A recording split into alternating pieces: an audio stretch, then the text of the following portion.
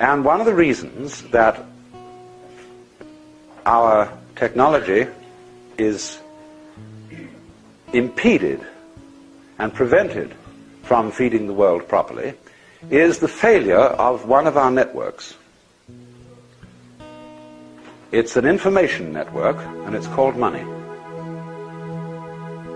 about which we have the most unbelievable superstitions and psychological blocks, which have been gone into at some length by Freud, who equates our valuation of money with our attitude to excrement, and a very complicated lot of complexes grow up around that.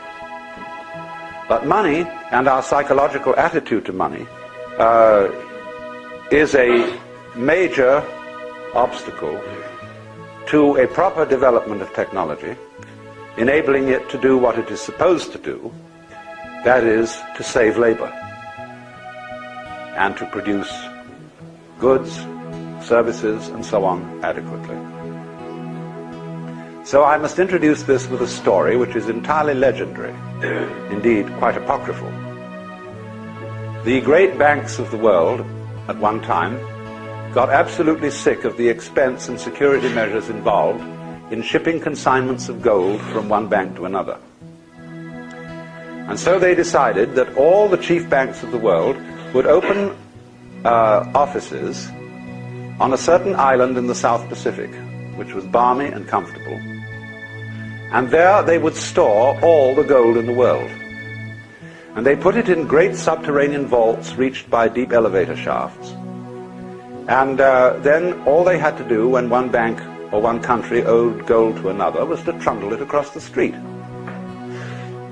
And this was very efficient. And it went on beautifully for 5 or 6 years. And then the presidents of the world banks got together and said, let's have a convention out on this island and take our wives and families. So about 7 years from the date of opening, all those presidents and their wives and families went out to this Pacific island, and they inspected the books, and everything was beautifully in order. Then the children said, oh, Daddy, can't we see the gold? They said, of course you may see the gold. And they said to the managers, let's take our children down to the vaults and show them the gold.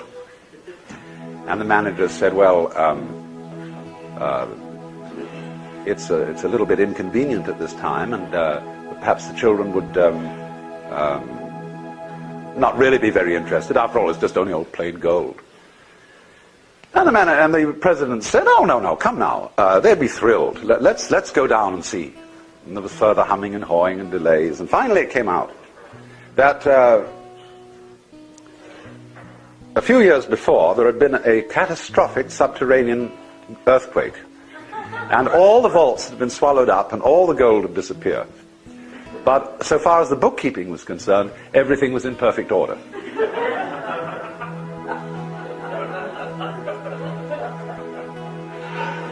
What this means then is that money is nothing but bookkeeping. It is figures. It is a way of measuring what you owe the community and what the community owes you. It is, of course, as you all know, a substitute for barter. If you worked on a farm and the farmer paid you in terms of ears of corn, onions, cabbages, and other vegetables, and yet you wanted a pot and pan of some kind, and you took a few vegetables over to the man who so made pots and pans, and you swapped. Some people used cowrie shells to stand for money so that you wouldn't have to barter and carry around all these inconvenient loads of goods. And then, of course, gold was used, because gold was rare, and because gold was supposed to have a constant value. You might ponder the question, when a banker buys gold, with what does he pay for it? The answer is a mystery called credit. Credit is bookkeeping. And as the economy of the Western world developed, it was found that there was not enough gold around, if it were to remain constant in value, to exchange goods and services. You could, of course, have changed the picture by putting down the price of goods and services to keep pace with the amount of gold in circulation. But nobody will ever put down the price. There's something in our psychology whereby prices always tend to go up. But at the same time, therefore, because the amount of gold in the world did not provide an adequate channel for the circulation of goods and services, all great industrial nations went heavily into debt. They created a thing called the national debt, which year by year gets bigger and bigger and bigger, to the horror and consternation of old-fashioned Republicans who pay their bills. But the reason for the increase of the national debt is extremely obvious.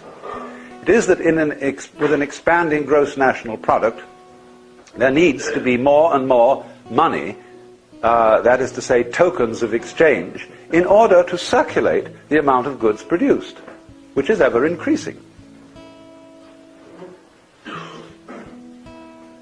Now, I'm not an economist, and I can refer you to the work of those who really are. But any fool can see certain extremely fundamental principles about this whole situation. And I'm speaking of the thought today of a man called Robert Theobald, who sort of ties in with the general picture of people like McLuhan and Buckminster Fuller, in having very far-out thoughts and very adventurous thoughts about what we should do about money. But he is in the following of a man like Frederick Soddy, who was a Nobel Prize chemist, who was one of the first people to think really freshly about economics, or people like Silvio Gesell in Austria and Major Douglas in England. He's in that following. And the proposition that he puts forward is very simple: that money is the circulation of information, and in itself has no value.